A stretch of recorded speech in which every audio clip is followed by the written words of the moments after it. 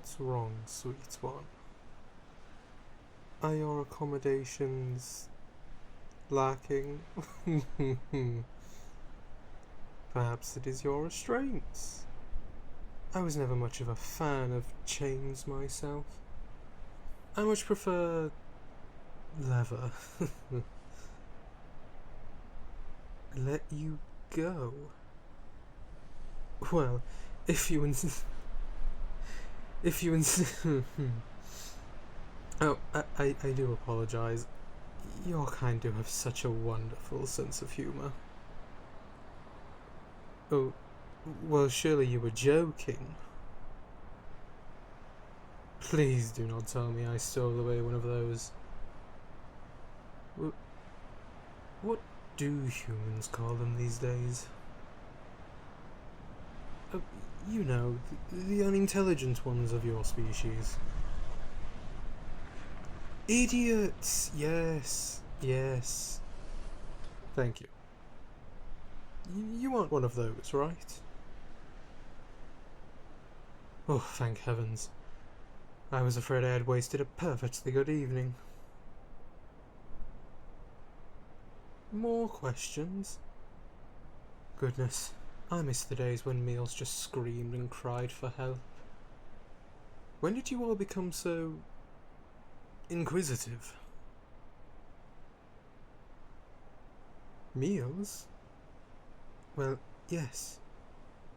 What else do you propose I eat? Surely you aren't suggesting that I feed upon the local wildlife. Ha! And be seen as a lesser vampire by my cohorts? Outrageous. It is simply out of the question. No, you prattling little thing.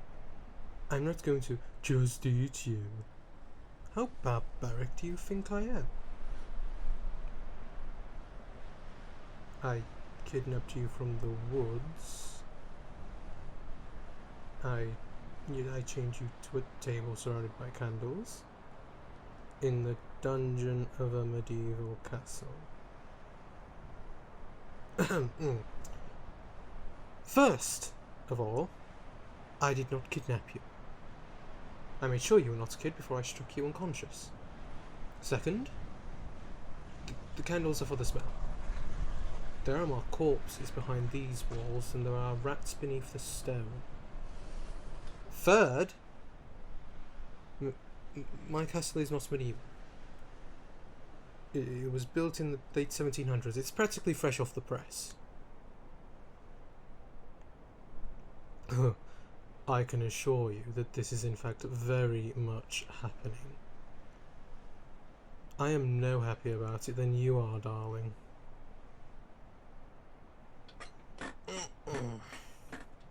Well, because I am an individual of little appetite.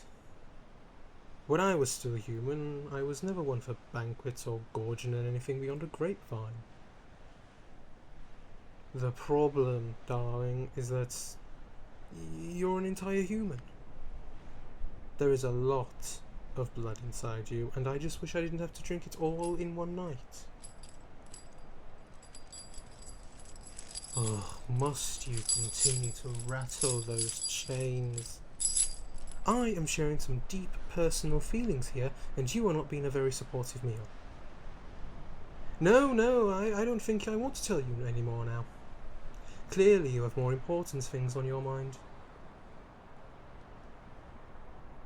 You have no idea what it is like. I was practically a vegetarian before I was a vampire. Now I'm stuck plucking albeit rather attractive humans off the streets like... Yes, like grapevines. You simply could not imagine the stress it causes me. Indeed, it is a harrowing endeavour. It takes an immense amount of planning to capture even one of you. Don't even get me started on picking the right blood type either. Blood type, yes. You see, blood types to a vampire is what flavours are to a human. You had that odd dark liquid in your bag, yes, the Coca-Cola. To you, it is distinct from water or the juice of the orange, so on and so on. That is how blood types work for us. One is much like water, another provides more of a boost to our stamina. Yours, in particular, leaves one of my kind rather intoxicated. I'm a vampire, darling. Of course I have a drinking problem. Oh, see, there you go again. Picking faults. First it was how I captured you, then your table. Seasoned walnut, might I add. Then the upkeep of my home, now my eating habits. Oh no, please do continue. This night wasn't dreary enough without you already being poor company. How am I the bad guy here? I have yet to lay a finger on you. Struck you. Don't change the subject. I did. No, I didn't. Would you please? Silence. Well done. Are you happy now? You forced my hand, and I had to forcefully compel you. You were already going to leave a sour taste in my mouth, but now my appetite is thoroughly ruined. Don't give me that look. How am I supposed to drain you dry now, when I know you are not happy about this arrangement? Fine. If you must speak, then do so. But I will not have anything said about my home, table, meal prep, or choice of clothing. Yes, clothing. Just because I am centuries old does not mean that I must dress like I belong in a mausoleum. Stop looking at my Crocs. I know you want to say something. Keep it to yourself. Why don't I just not drink all of your blood? Well, because then I would have to leave you down here for God knows how long until I get hungry again. But the alternative is letting you either roam my home until I need to feed again, or I let you leave after I have had my fill, which is absolutely out of the question.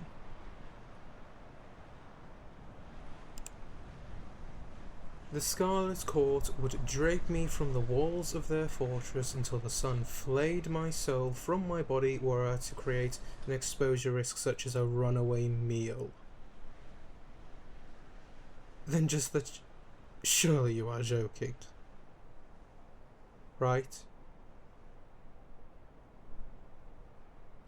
I live in a dingy, incredibly clean and well-kept castle, amidst frost-ridden peaks and ceaseless blizzards.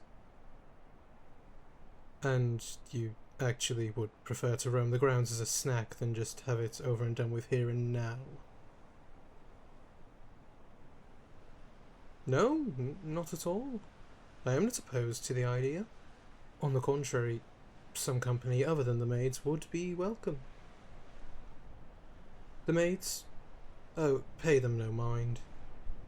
They are lesser vampires, sworn to my service after a few ritual burnings and blood depths. Nothing very interesting. Though, I will say, if they look at you and drool, you would be smart to return to whatever room I have them set up for you.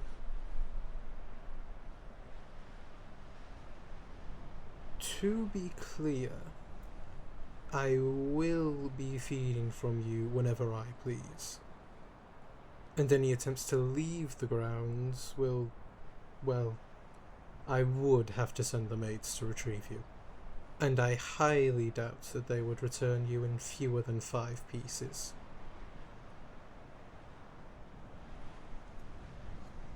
Once you agree to this, there is no forfeiting yourself. This will be your home. Forever.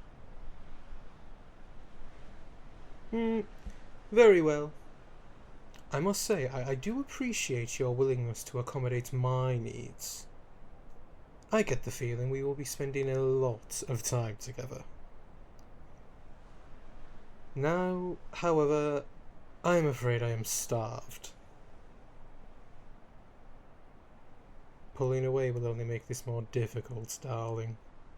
Do us both a favour and accept that you belong to me now.